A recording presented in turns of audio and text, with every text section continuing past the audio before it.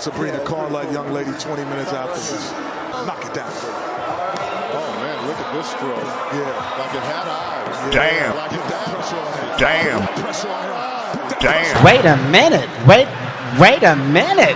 Talking about put that pressure on her. All from her panties. I hope it was wet like my jumper though. She's a maniac on the floor. Sabrina, I apologize. I really wasn't familiar with her game. That's not Sabrina Ionescu. That's Sabrina the Teenage Witch. I think she should have shot from her women's round. She should have shot from the women's round. That would have been a fair contest. Self-destruct coin slot has been activated. 10 seconds till detonation. Kenny, you playing with flames full of estrogen. I don't know why you said that. Also, it wouldn't be fair and it would be boring. But could we all take a moment to appreciate Sabrina having the option to do that? And they very well would have done it for her. And she said, nah, I'm good on that, fam.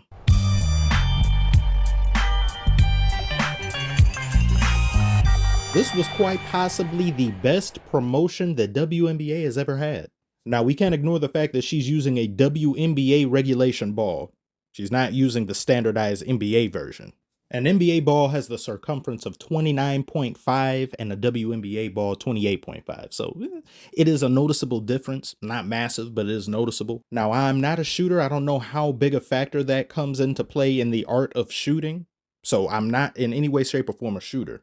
Except when I'm on Call of Duty, and even then I miss my shots. Even getting to a UAV nowadays is a struggle. But none of that is to take away the accomplishment and the feat that Sabrina just showed before us. Mind you, back in the day, when Larry Bird was in the three-point contest, and he had that walk-off shot that he did, iconic shot, he scored a total of 17 points. Multiple shooters in the present-day three-point contest were battling it out, tied at 26. That shows you just how much the importance of shooting in basketball has increased dramatically, the talent level and the skill, and Sabrina was right there with them.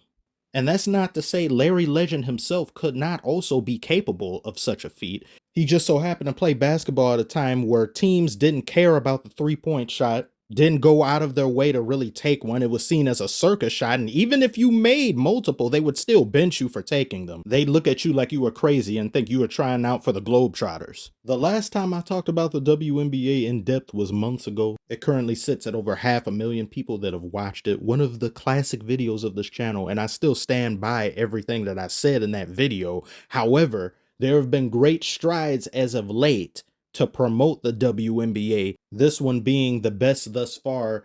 And if Caitlin Clark goes into the WNBA, that'll be by far and away possibly the biggest star in WNBA history that people who aren't even familiar with WNBA and don't really watch it, they know of her, they've seen her exploits, they recognize her skill. She's box office, someone electrifying. That's what you need in nearly all facets of entertainment. WWE was suffering for a moment. You had acts like Stone Cold and The Rock. It helped attract casuals. It sent wrestling entertainment into new stratospheres, new heights. It sparked a whole new generation of fans. Similar to how Larry Bird and Magic Johnson went and set off a huge spark of electricity to a bunch of fans who got more into the NBA or people who weren't already familiar with it. They made basketball a national treasure in the United States and made a proper, great, solid foundation, and it even started to spread a little bit abroad. And then Jordan is what made it global, as well as the Dream Team. You can even look at hip-hop. Hip-hop was always going to be a big genre, but once Eminem came into the fold and did what he did,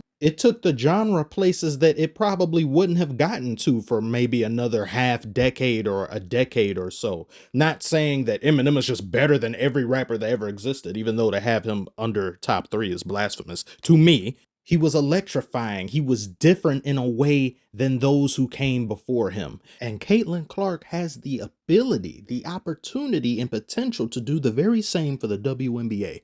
She's caught people's attention in a way that no player has before her. And now with Sabrina doing what she did against Curry, this definitely sets the stage for more organic promotion, real care, attention, dedication to the league that is the WNBA.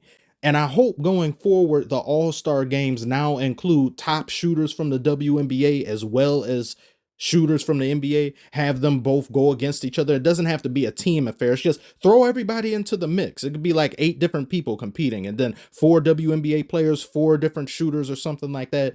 And whoever wins is the best shooter of that year or something like that. It entices one to really want to go and check that out. And the fact that she was able to perform this well against the greatest shooter this universe has ever seen, I don't care about what you extraterrestrials come up with. At me, please. He's better than whoever you got. Even though I'm not gonna lie, when she did that middle rack, she was at like 19 or 20, and then Curry was at like 15 when he got to the middle a little bit past me. I was like, you know, they be talking about you, Curry. They be saying things. They be saying you ain't clutch. I was like, I don't know. I start biting my nails. But then he goes and proceeds to recover. She came out swinging. She came out strong. And then he started off kind of a little shaky. And then she ended a little shaky, whereas he ended strong. If that were anybody else she was facing from in the NBA, it could be Trae Young, Damian Lillard. It could be Kat. It'd be anybody. I think the pressure would have probably did them in. And the fact that they just aren't anywhere near as good a shooter as Curry, I think she would have beaten any of them if they had put her in a competition. Because out of everybody we saw shoot, nobody scored higher than 26. Everybody was pretty much even, except Curry. Curry is 3 to 4 shots better than everybody else. So at the end of the day, WNBA should be quite pleased with themselves. Hopefully some of them don't let it go too far into their head and they start saying some wild, outlandish things that we've heard from in the past from them.